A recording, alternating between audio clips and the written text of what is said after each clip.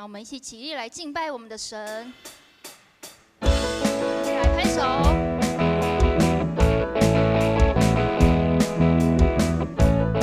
在神里面，我们凡事都有可能。主，一起唱。我活着不是凭眼见，活着不是凭感觉。我深知主你与我同在，在你却没有难成的事。有你，有你，我能成就一切，能成就一切。你赐我力量，凡事都有可能。有你，想也能看见。改变，我凭信心而过，凡事都有可能。那我们跟2位朋友说，在主里面，凡事都有可能。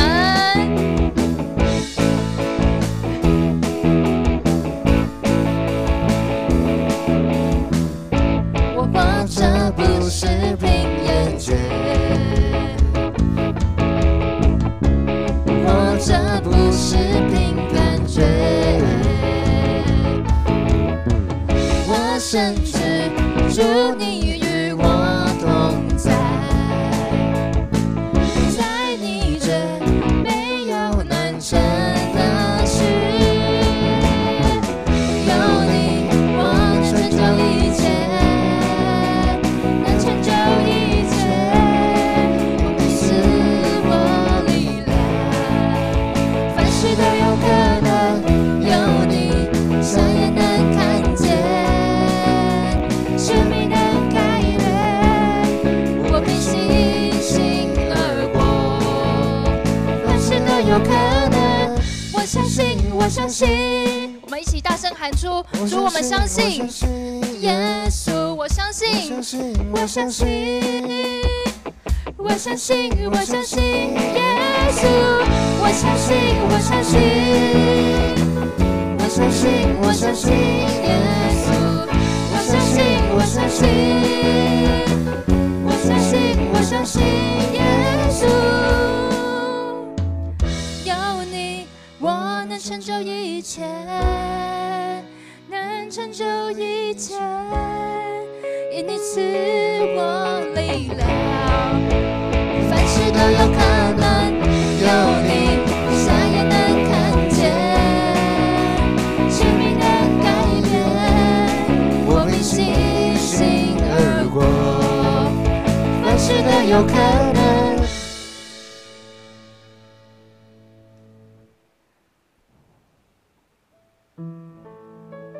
让我们一起静下我们的心，主啊，你是医治者。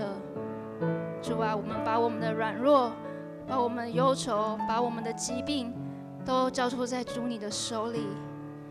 主，求你亲自的触摸。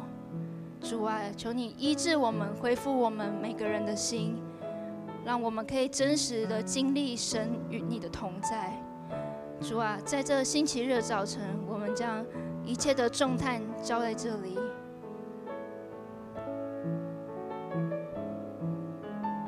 主啊，让我们单单亲近你，敞开我们的心，真实的经历你的大能。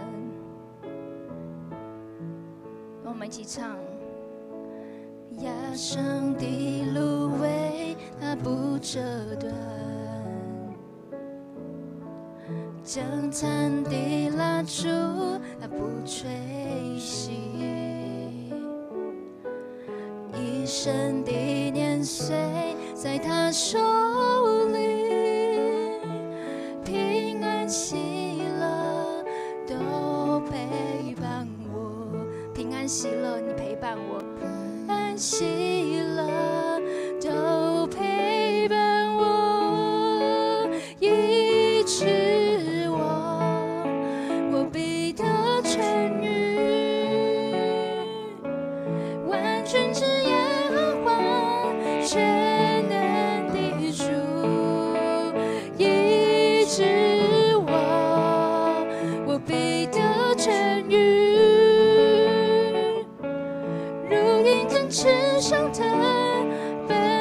走天路，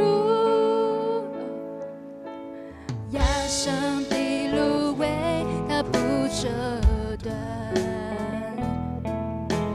将残的蜡烛它不吹熄。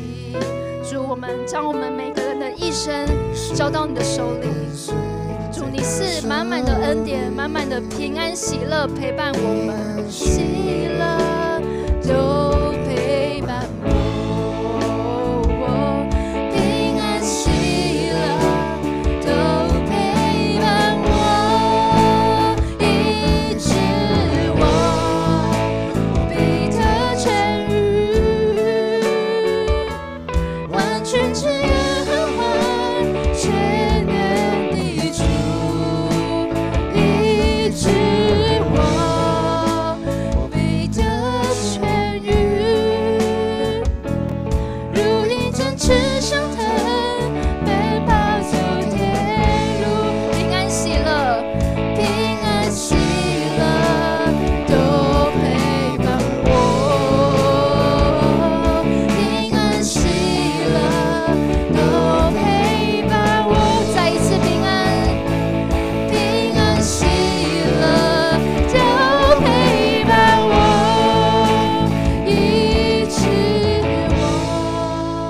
我必得痊愈，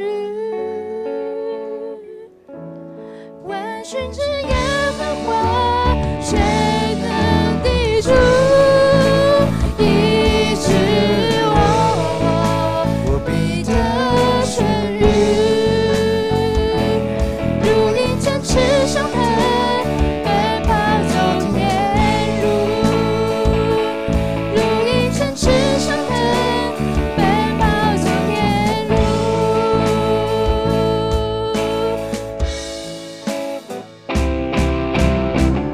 我靠着那加给我力量的，凡事都能做。我风浪我低谷，主平安在我心。我靠着那加给我力量的，凡事都能做。尽在主的旨意，我凡事都能做。心是未曾看见，心是未曾看见，依然仰望视角，心是完全交托，甚至主已掌权。我靠着那加给我的力量，是那加给我力量的主啊，在你里面，我们凡事都能做。我们将我们所有的忧担、烦苦、劳苦，全部交托在你面前，你会一一的为我们解决，就像你治疗那麻风病的病人一样。当你开口，我们就相信我们痊愈。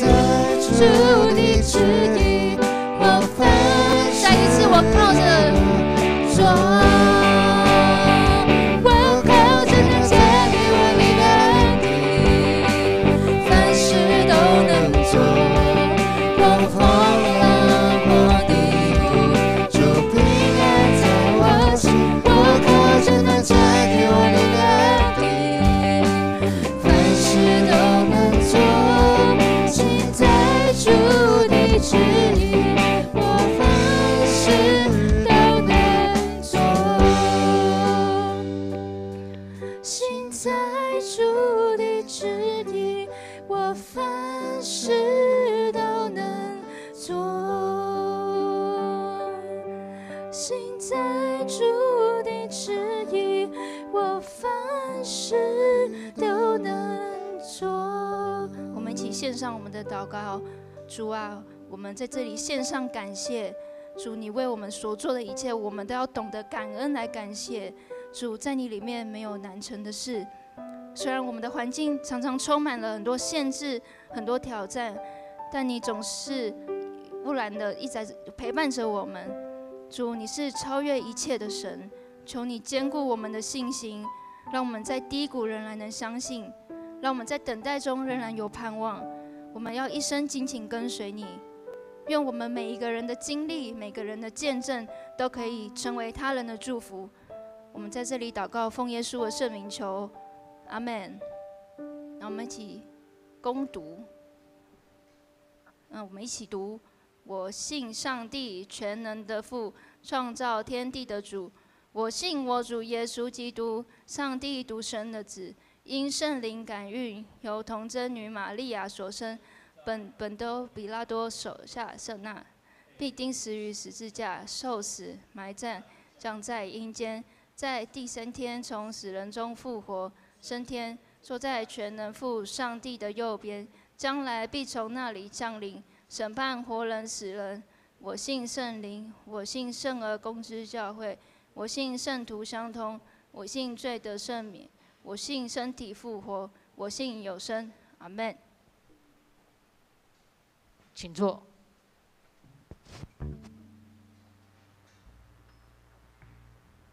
我们现在一起来看追思的影片。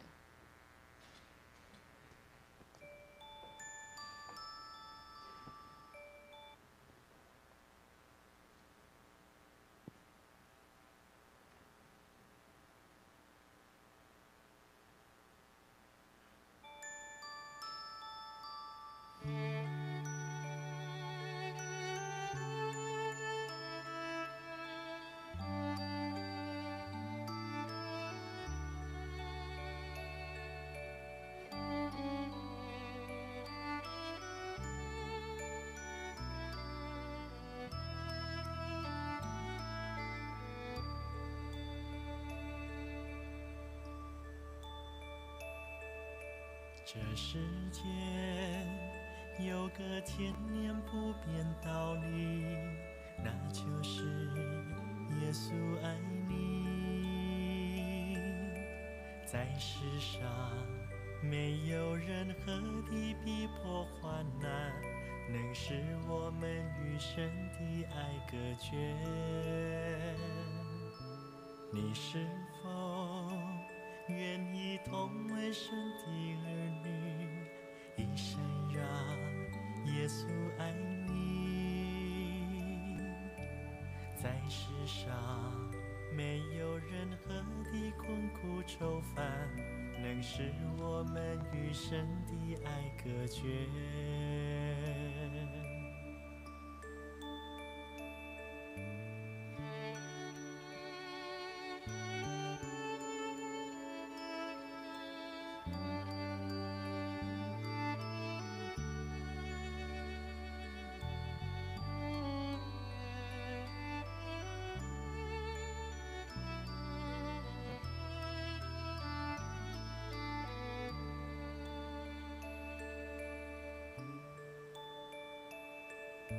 这世界有个千年不变的理，那就是耶稣爱你。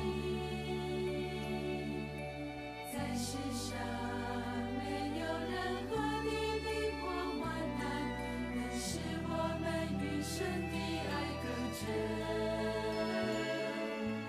你是否愿意同为神的儿女？一生让耶稣爱你。在世上没有任何的困苦愁烦能使我们与神的爱隔绝。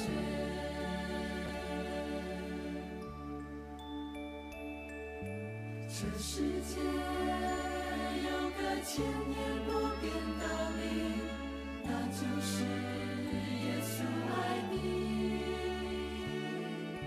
在世上没有任何的逼迫患难能使我们与神的爱隔绝。你是否愿意同为神的儿女，一生让耶稣爱你？在世上没有任何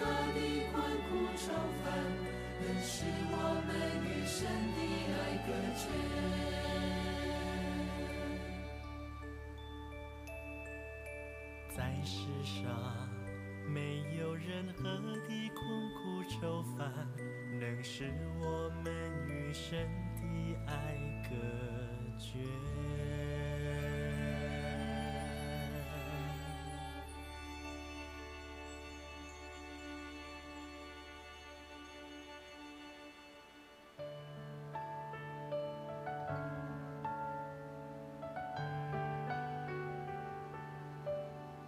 In Christ alone, my hope is found.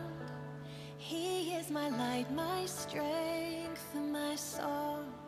This cornerstone, this solid ground, firm through the fiercest drought and storm. What heights of love, what depths of peace, when fears are stilled, when striving cease. My comforter, my all in all, here in the love of Christ I stand.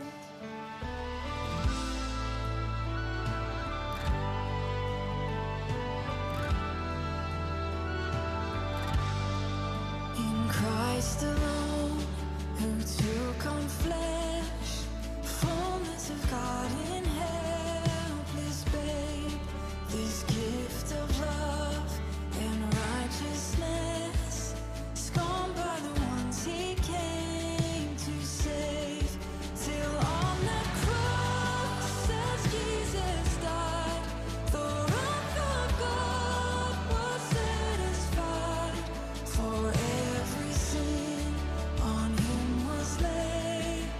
Here in the death of Christ I live.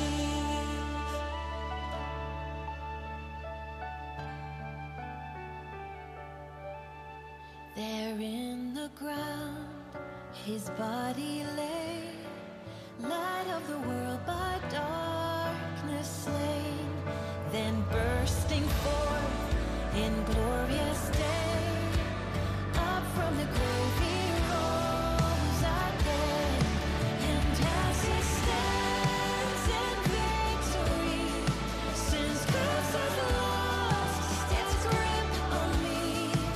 For I am his, and he is mine, bought with the precious blood of Christ.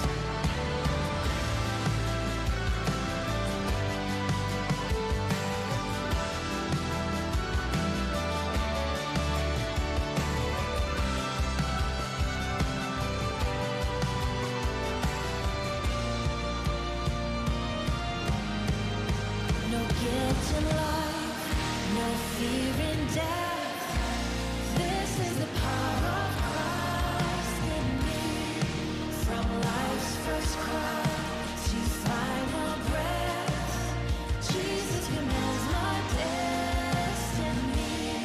And no power of hell, no scheme of man can ever love me from his hand, till he returns or calls me home.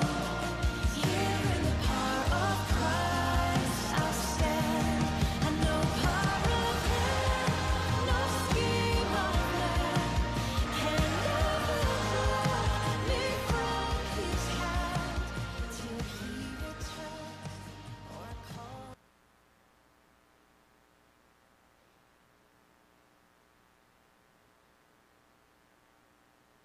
我们一起来看周报。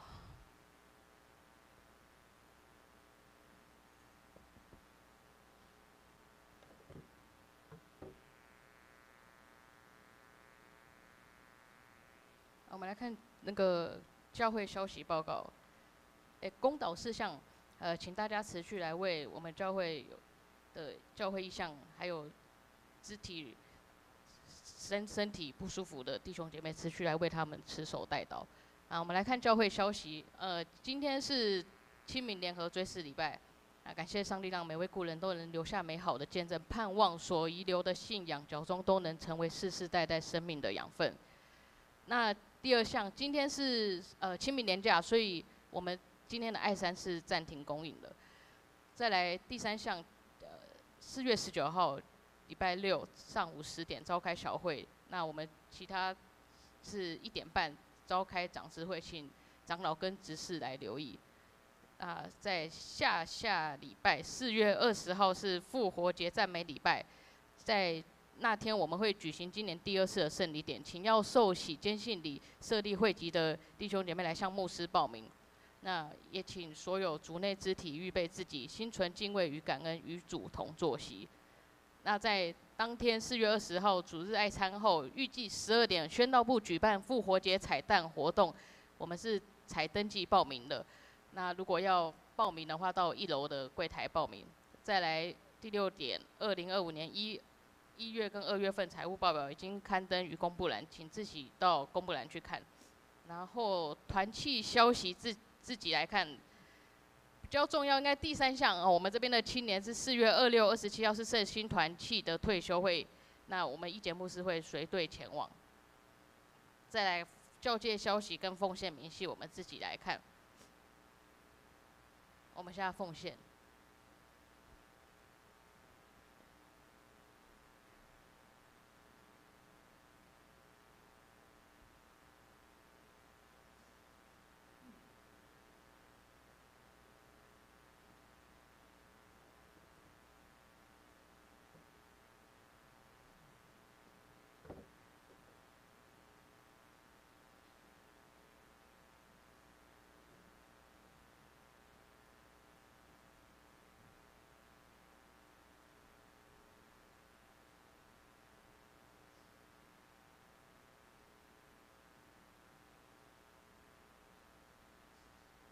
我们一起来祷告。亲爱的天父，感谢你的同在与恩典，谢谢让我们今天可以一同聚集敬拜你、赞美你。主要刚才我们看了追思影片，现在献上了我们的奉献，愿这一切都蒙你悦纳，愿我们的纪念与感恩都成为你面前馨香的祭。主啊，接下来我们要聆听你的话语，求你帮助我们安静我们的心，让我们不只是听见，而是真实的明白、记住，并且愿意去活出来。主啊，当年那个被医治后回来感谢你的麻风病人，他的信救了他。愿我们今天在你面前也能有一颗愿意相信你、依靠你、感谢你的心。无论我们的生命中现在正在经历什么，愿我们都能够带着信心走向你，相信你会医治、会安慰，也会赐下新的盼望。也愿圣灵在我们当中运行，安慰每一颗忧伤的心，坚固我们每一位弟兄姐妹软弱的灵，让我们能够带着信心与盼望走出去。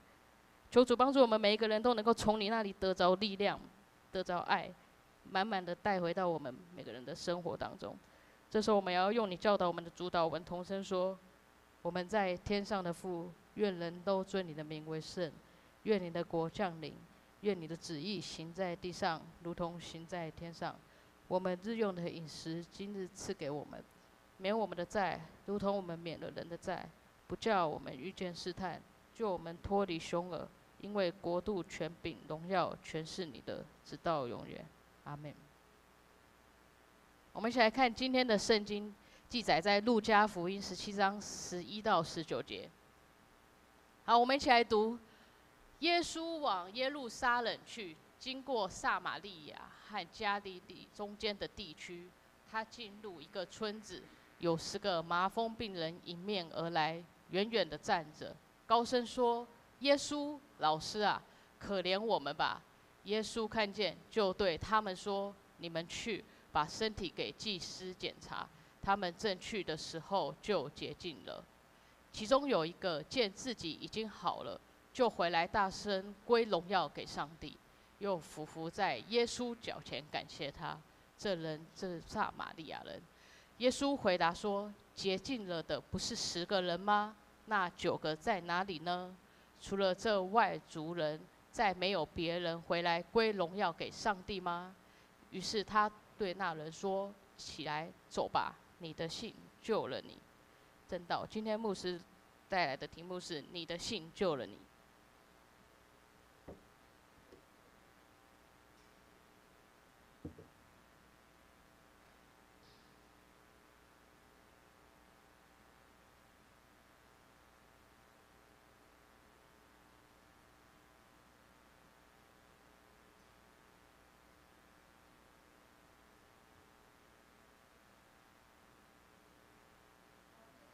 平安。今天是清明联合追思礼拜哈。曾经有一位哲学家，他曾说过，我们人从一出生就是向着死亡走去的。那从小到大，我们读书工作，就是为了能让自己过上自己想要的生活。但是每个人想要的生活都不一样，对于怎样才是好好活着的定义也不同。有的人追求心灵上的满足，有人追求物质上的充裕，有人追求要有好名声，追求能见度，有人追求各种高山深海的极限挑战，有人向往云淡风轻的日子。怎样才算是不枉此生呢？大家都不一样，但是对于怎么样才能好好的死这件事情，怎么样好好的生，大家的标准不一样。但是怎么样要怎么样好死呢？好死这件事情，大家的标准答案都很雷同，就是要死得其所，死得干脆。有人说要华丽转身，也就是不要卧床，好，至少要能维持自己的生活自理能力，也不想拖累家人这样子。听起来其实大家对于怎么样好死标准是还蛮一致的。今天的经文第11节到13节，我们来看。这边说，耶稣往耶路撒冷去，经过撒玛利亚和加利利中间的地区，他进入一个村子，有10个麻风病人迎面而来，远远地站着。这10个麻风病人高声说：“耶稣老师啊，可怜我吧！”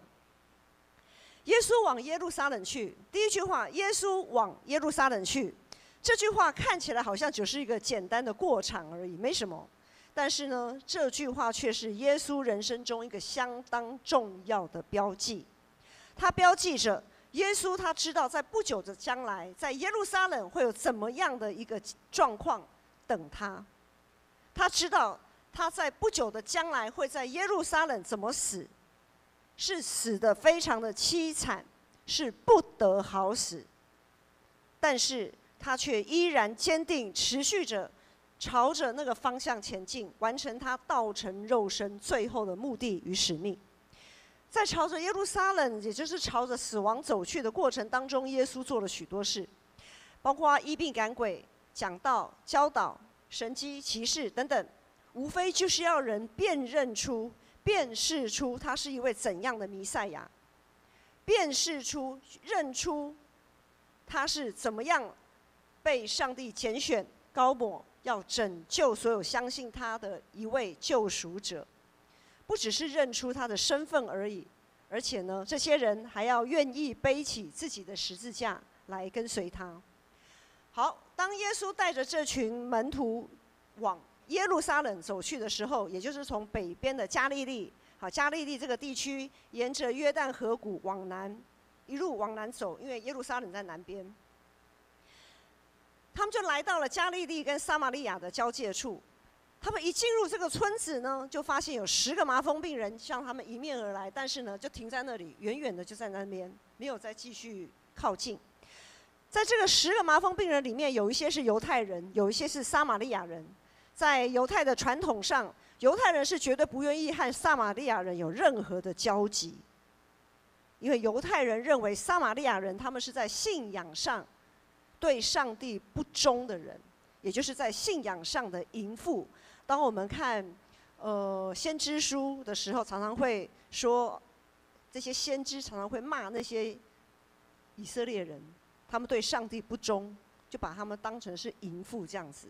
好，然后那现在呢，在传统来讲，犹太人认为撒玛利亚人也是对信仰不忠的人，也是一个淫妇。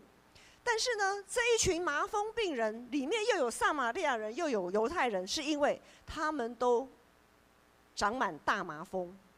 所以不管你是什么人，你都是被人隔离的人，都是被排斥排挤的人。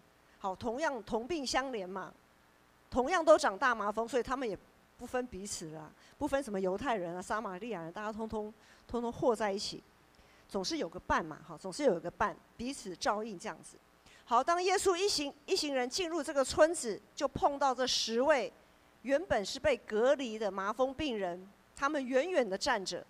显然这些麻风病人相当有自知之明，他们没有像我们在读路加福音第5章的时候，有一个麻风病人，他鼓起勇气就跑到耶稣跟前，求耶稣医治他。他照理讲，他不应该靠近正常人的。像我们之前在疫情的时候，大家被隔离，是不能随便这样子。还有什么？后来还有什么梅花座啊？都要有维持一个距离。可是路加福音第5章那个麻风病人没有，他就这样跑到耶稣跟前，求耶稣医治他。这10个麻风病人呢，也没有像之前我们讲到那个百夫长，他透过关系拜托耶稣去医治他们。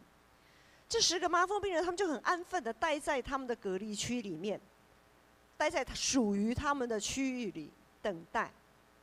那耶稣就这样走进他们聚集的那个村子，就好像我们知道在台北车站，在北车跟龙山寺附近有许多的游民聚集在那里。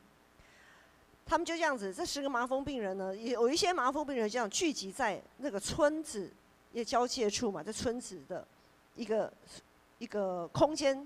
好，那如今耶稣就站在他们眼前，这10个麻风病人向着耶稣走去，远远站着，提高音量说：“老师啊，耶稣啊，可怜我们吧。”另外有个圣经翻译是：“怜悯我，主啊，求你怜悯我，求你可怜我。”这10位受社会排挤的麻风病人，他们所求的不是耶稣医治的全能，这很特别哦。他们不是说耶稣啊，求你医治我，他们是说耶稣啊，求你可怜我，求你怜悯我。他们对耶稣的医治毫不怀疑，他们所求的就是耶稣的怜悯，求怜悯，求可怜，可怜我吧。这是一种态度，是一种我知道我自己不配。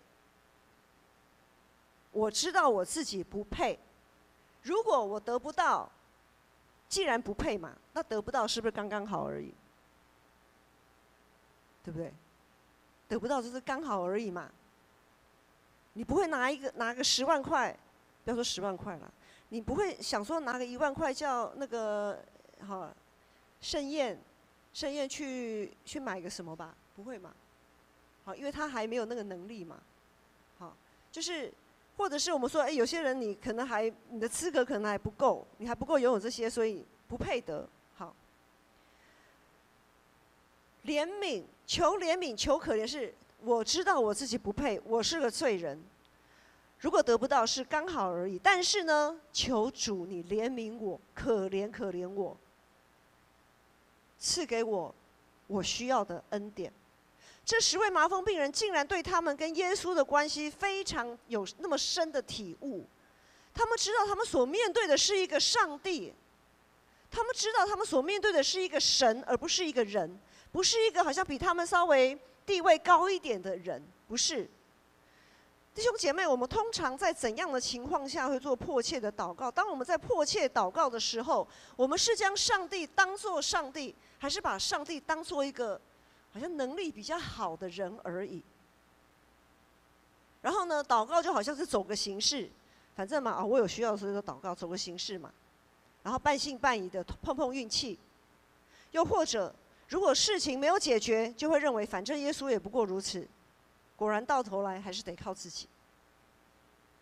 所以祷告走个形式就是刚刚好而已。我们的信心是在于耶稣的能力是否有为我所用，还是相信他确实是我们的上帝，他确实是我们生命的主宰，他有权做最后的决定，决定权在他的身上，不是在我们身上。我们的祷告，我们的态度是这样子的吗？今天是清明联合追思礼拜，我们就用生命跟死亡的课题来举例说明。当我们的亲人生病到一个程度，几乎要死的时候，我们都会迫切的恳求主耶稣，希望他能够医治我们的亲人，希望他能够减缓我们亲人在病痛上所遭受的折磨。但是不论结果如何，在祷告的时候，我们相信的是什么呢？我们信心所凭借的是什么呢？我们跟上帝是平起平坐的吗？你一定要听我的，你如果不听我，我就有各种的想法。还是我们就像这10个大麻风病人这样，主啊，求你可怜可怜我们，求你怜悯我们。我们所抓住的是耶稣本身医治的全能。我们是求到我们以为耶稣听不见吗？耶稣是耳聋的吗？还是求到我们认为耶稣根本没有医治的能力，不然好像都没什么起色？我们所求的是耶稣本身医治的全能，还是耶稣的怜悯？我们所求的是耶稣在永恒里为我们预备的救恩，还是现今的医疗水准？在我们迫切祷告中，我们相信我们要紧紧抓住的到底是什么？我们再继续看14节到18节。14节到18节这边说，耶稣看见就对他们说：“你们去把身体给祭司检查。”他们正去的时候就洁净了。其中有一个看见自己已经好了，就回来大声归荣耀给上帝，又伏伏在耶稣脚前感谢他。这人是撒玛利亚人。耶稣回答说：“洁净了不是10个人吗？另外那9个人呢？除了这外族人，再没有别人回来归荣耀给上帝吗？”当耶稣看见这10位麻风病人迎面而来，远远站着，听见他们的呼求，就说：“你们去吧，把身体给祭司检查。”然后他们正去的时候就洁净了。大家有没有发现这句话讲得非常的云淡风轻、轻描淡写？耶稣有进行任何医疗措施吗？没有，他没有进行任何医疗措施。这个大麻风病人在那个区已经等了多久了？那个等候看病的那个经验，大家应该都有。候诊的时候，有时候我们可能等看病等了1个小时，结果进去有2分钟，我们都还没讲完，医生就已经开好药单，然后说：“好吧，你去领药。”我们可能会觉得，哇，我们真的是这个完全不对等啊！医生，你至少好好那个问诊一下，或怎么样，总要让我表达清楚我的外镜头，我的症状是怎么样嘛？可是医生没有。这个时候，我们心里可能会有一种那种不是很舒服的感觉。这10个麻风病人也是一样啊，他们已经在那个村子不知道等多久了。哇，耶稣来了，那个风声，耶稣医治当初在加利利的风声，可能有传到他们那里。哇，终于等到我了，轮到我了。可是他们的态度是求耶稣可怜他们，非常的谦卑。然后耶稣就只不过说：“你们去把身体给祭司检查。”耶稣没有像之前刚刚讲的那个路加福音5章那个大麻风医治大麻风病人，他用摸的，因为大麻风病人已经跑到他的跟前了。主啊，求你医治我。耶稣摸他，他就得医治。耶稣也没有大声斥责，奉耶稣的名，奉我的名，你身体的邪灵污鬼什么，通通出去。那个疾病搅扰你的鬼，通通出去。没有，大声没有这么耶稣没有这样做。就是淡淡的这么说一句话。好，按照摩西律法的规定呢，一个患有麻风的病人，最后如果有痊愈，他必须要去给祭司检查。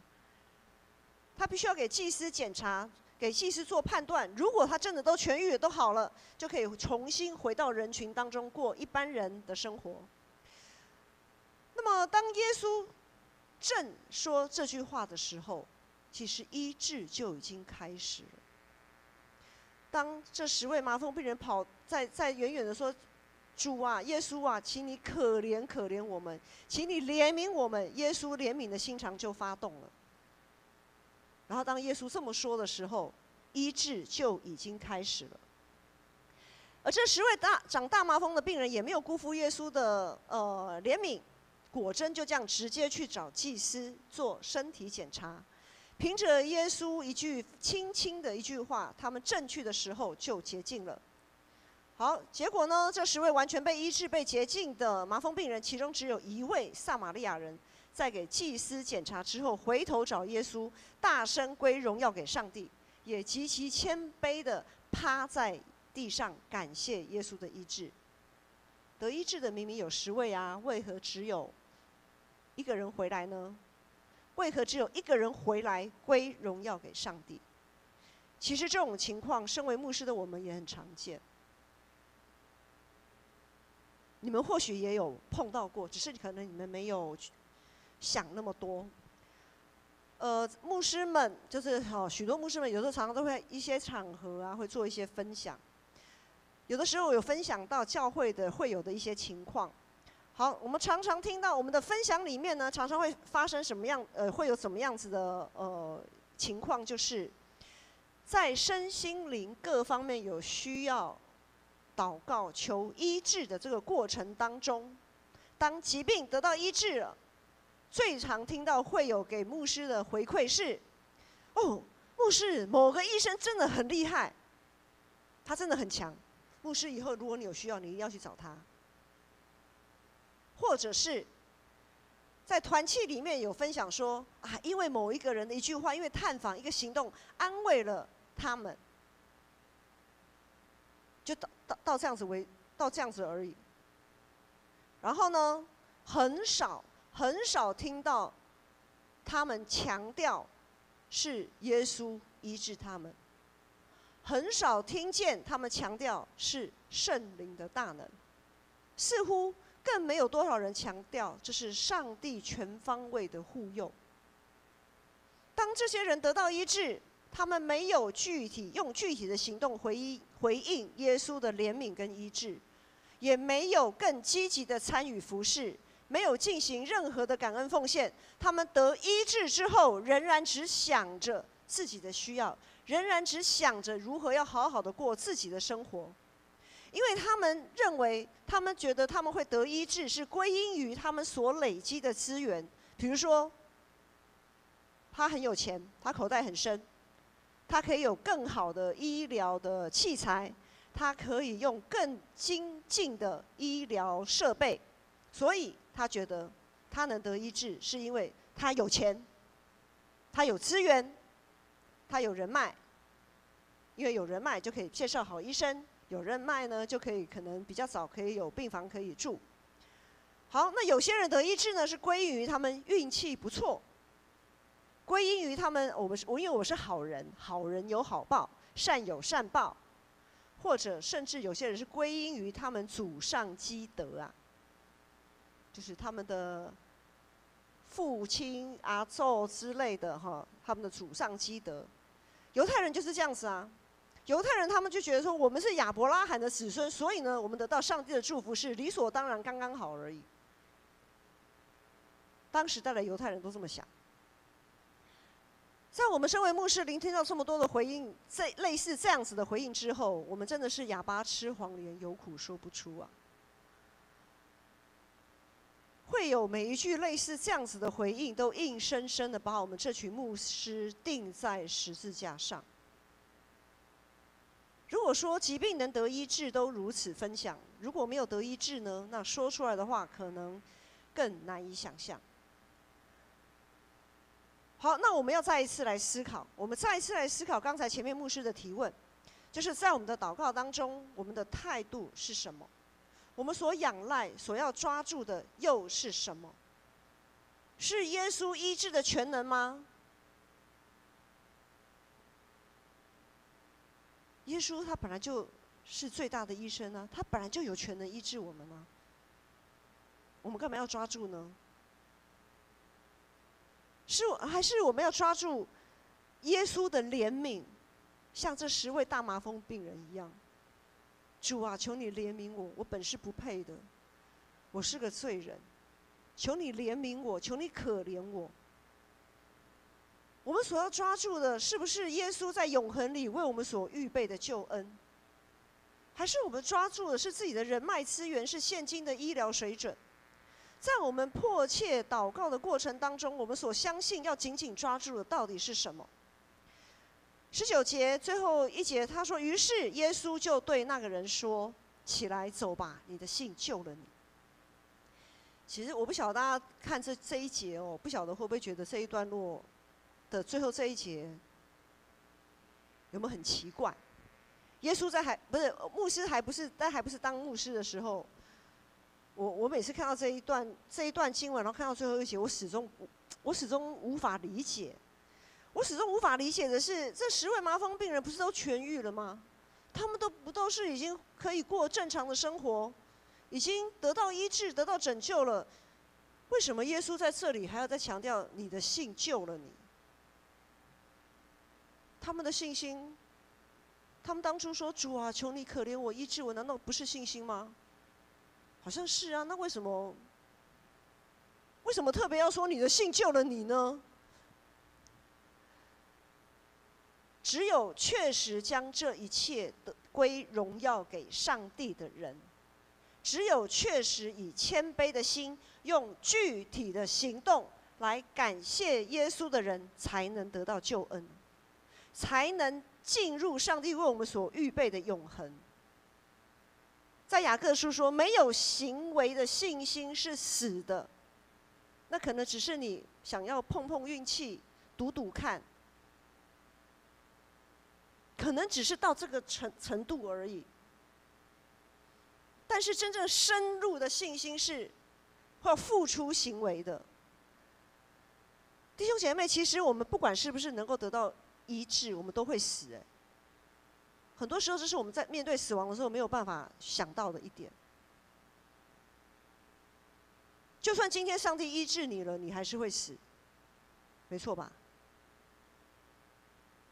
今天上帝医治我们了，我们还是会死啊，我们还是免不了一死，那是我们经历的第一次的死亡。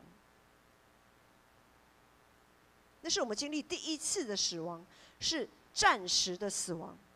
当基督再临的时候，也就是我们刚才读的信仰告白，当基督再临，末日审判临到，就会展开第二次的死。这第二次的死谁会经历呢？第二次的死就是上帝耶稣要来审判，得到永活的人可以到天堂，得不到永活的人就是下地狱，好，就是跌落阴间，进入到永远的死。只有得到拯救的人才不会经历第二次的死，那是永远的死。在上个礼拜一节牧师有谈到那个无知的财主，对不对？无知的财主有得到拯救吗？他很有钱啊，照理讲，哇，他可以以我们现在来讲啦，有钱，哦，我可以有钱嘛，我心灵如果需要的话，我可以去各种什么芳香疗法啊，各种的什么，我花钱我来享受。照理讲，应该我身心灵各方面应该都非常的满足。那个财主不就是这样的吗？他非常满意他现在的生活，可是他有得到救恩吗？没有，他最后还是会死嘛。再有钱的人最后还是会死。他果然，耶稣说：“你不知道什么时候，你明天就死了。”这是他第一次的死。等到耶稣再临，基督再临的时候，当他面对第二次死的时候，面对基督的审判，他就进入到永远的死。然而得拯救的人才能在基督再来审判的时候，能跟着基督经历复活的喜悦，进入永生。弟兄姐妹，我们都不是犹太人我们没有犹太血统，应该是了哈。我们原本都是一群被救恩排除在外的外邦人，但是我们如今被上帝安排在这个世代活着，被上帝聚拢在这个场域。原本我们只是一群只能向着永远死亡的活着的一群人，我们是向着死亡活着，没有错。我们本来是向着永远的死活着的一群人，但如今呢，我们何其有幸能够遇见耶稣，何其有幸能因着耶稣的怜悯，因着他可怜我们，我们可以被医治，我们可以得拯救。神爱世人，将他的独生子赐给他们，叫一切信他的不至灭亡，反得永生。上帝绝对不愿意我们落在病痛里面，也不舍得我们像耶稣一样遭受这么大的凌辱跟痛苦。但是，有的时候他必须要如此对我们。他虽然透过一切苦难来试炼我们、熬炼我们，是为了让我们在这么多的试炼考验当中，能够更深的认识他、经历他、信靠他，是深层的，不是只有表面。但是上帝他也应许，这些苦难必定是我们所能承受的。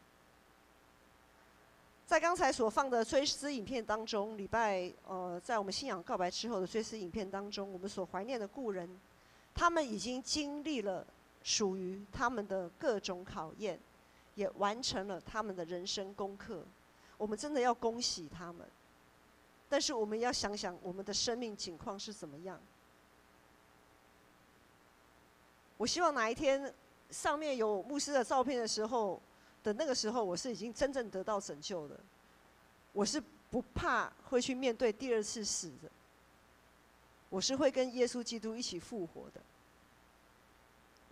盼望我们在未来的每一天呢，都能够把握住能够得拯救的机会。只是得医治，如果我们要的只是得医治，那真的是太可惜了。我们要求的应该是我们的生命能够得拯救，能够进入到永生，而不是得医治，只是短暂的在这个世上活到一个年岁，然后我们还是会死嘛。我们不应该只是停留在得医治的这个层面，我们要更深的信靠，我们要得拯救，要得拯救，我们要把握住各种得拯救的机会，一起向着耶稣走去，一起向着死亡，但是却是永生活着。我们是向着死亡活着没有错，但是我们也要向着永生活着，我们要向着永生活着。愿我们的信心坚定于耶稣，将一切的荣耀都归给他。我们一起起立唱这首回应诗。我们在唱这首回应诗的时候，这首医治我，我们所求的在未来，不论我们的工作上，不论我们的身体上，我们的心灵上，我们有许许多多需要上帝的医治，需要耶稣的安慰。但我们所求的不应该只停留在我们生活的层面，而所求的是在于我们心里，主啊，我知道我是个罪人，我知道我不配，但是主，求你怜悯我，求你可怜我，让我可以从这样子一个黑暗的深渊，从一个不信，好像有点半信半疑的这样的状态，能够更深的依靠你，更深的经历你。上帝芦苇它不折断，将残的蜡烛它不吹熄，一生的年岁在他手里，平安喜乐都陪伴我，平安喜乐都陪伴我，医治我，我必得痊愈，完全是耶和华全能的主，医治我，我必得痊愈，如鹰展翅上腾，奔跑走天路。压上的芦苇它不折断，将残的蜡烛它不吹熄，一生的年岁在他手里，平安喜乐都陪伴我，平安喜乐都陪伴我，医治我必得痊愈，完全是耶和华全能的主，医治我必得痊愈，如鹰展翅上腾，奔跑走天路。阿爸父神，我们感谢你，谢谢你让我们当我们在脆弱、在迷惘的时候，主，你始终都在那里等着我们。主，当我们落入一个死荫的幽谷，我们不想动，也不想去思考的时候，主耶稣，你依然陪伴着我们。以马内利的主，谢谢你，谢谢你恩待我们，谢谢你可怜我们，怜悯我们。主，我们原本是个罪人，我们原本是个不配的人。当我们在祷告恳求的时候，主啊，不是因为我们做了什么，而是因着你的爱，因着你的怜悯。不是因为我们拥有什么，而是主，你愿意把这样子的救恩赏赐给我们。主啊，当我们的心在这个世代失落的时候，求主你医治我们，不只是医治我们的身体，更是医治我们的心灵，让我们心灵可以紧紧的依靠你，紧紧的依靠你，走向永生。医治我必得痊愈，完全是耶和华全能的主。医治我必得痊愈，如鹰展翅上腾，奔跑走天路。医治我必得痊愈，完全是耶和华全能的主。医治我必得痊愈，如鹰展翅上腾，奔跑走天路。如鹰展翅上腾，奔跑走天路。阿爸父神，我们谢谢你，谢谢你常常恢复我们，恢复我们成为在你里面有力量的儿女，恢复我们可以朝着永活来活着。主，谢谢你，谢谢你莫大的恩典，让我们可以常常如鹰展翅上腾，奔跑，同样一起奔跑天路。愿我主耶稣基督的恩惠，天父上帝的恩典与慈爱，与你们众人同在，从今时直到永远。阿们。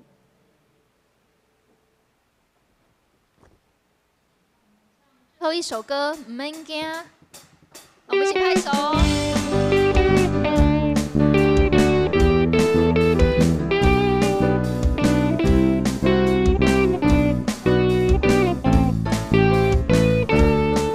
哦，主，求你使用我。